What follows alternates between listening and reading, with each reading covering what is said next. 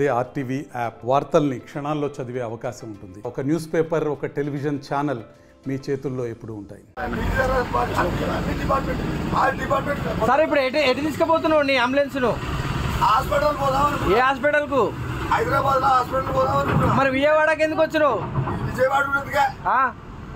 విజయవాడ పోతే వస్తుంది. ఏం పేరు నీ పేరు? మా నాన్న పెట్టిన పేరు వెంకటరామ నరసయ్య. నువ్వేం పెట్టుకున్నావు? నా పిల్ల పెట్టిన పేరు వెంకటేశ్వర్లు. నేను పెట్టుకున్న పేరు కాశీ క్షేత్ర పాలకుడైన కాలభైరవ స్వామిని. కాలభైరవుని దర్శించుకున్నావు.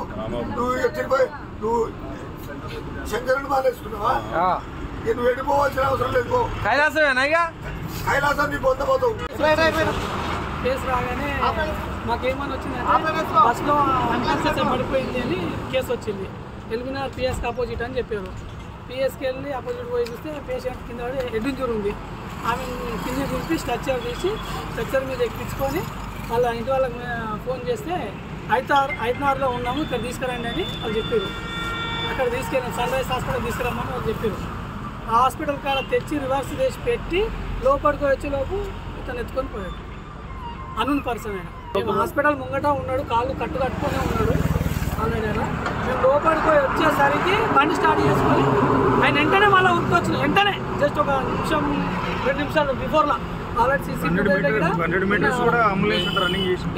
తర్వాత మా బండి తీసుకొని మెట్టు బండి తీసుకొని సార్ వాళ్ళకి అందరికి ఇంటిమేషన్ ఇచ్చి జీపీఎస్ స్టార్ట్ చేసి పోలీస్ వాళ్ళకి ఇంటిమేషన్ చేస్తే చెవుటుప్పల కాడ ఆల్రెడీ పంతంగి తుల్లెక్కడ వచ్చి తప్పించుకున్నాడు.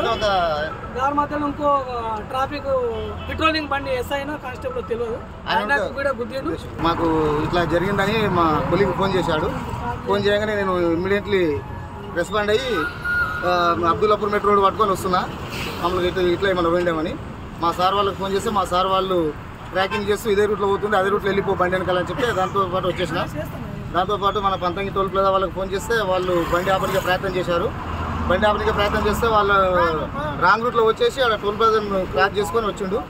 మళ్ళీ అది దాటంగానే మన నగరకెళ్ళకు టేక్మట్లకు వీళ్ళకు పోలీసు వాళ్ళకు ఇన్ఫామ్ చేశాము. ఇన్ఫామ్ చేయగానే స్వదేశారు వాళ్ళ బృందం వచ్చి మనకి టేక్మట్ల కాడ బండిని ఆపారు. ఆపడానికి ప్రయత్నం చేస్తే అతను రాంగ్ రూట్లో వెళ్ళిపోదాం అని చెప్పేసి అటు పోయి అక్కడ గుంతలు వేసేసాడు. మరిన్ని వీడియోస్ కోసం ఛానల్ ని సబ్స్క్రైబ్ చేయండి. లేటెస్ట్ అప్డేట్స్ కోసం వాట్సాప్ ఛానల్ ని ఫాలో అవ్వండి. ఆ లింక్ డిస్క్రిప్షన్ లో ఉంది.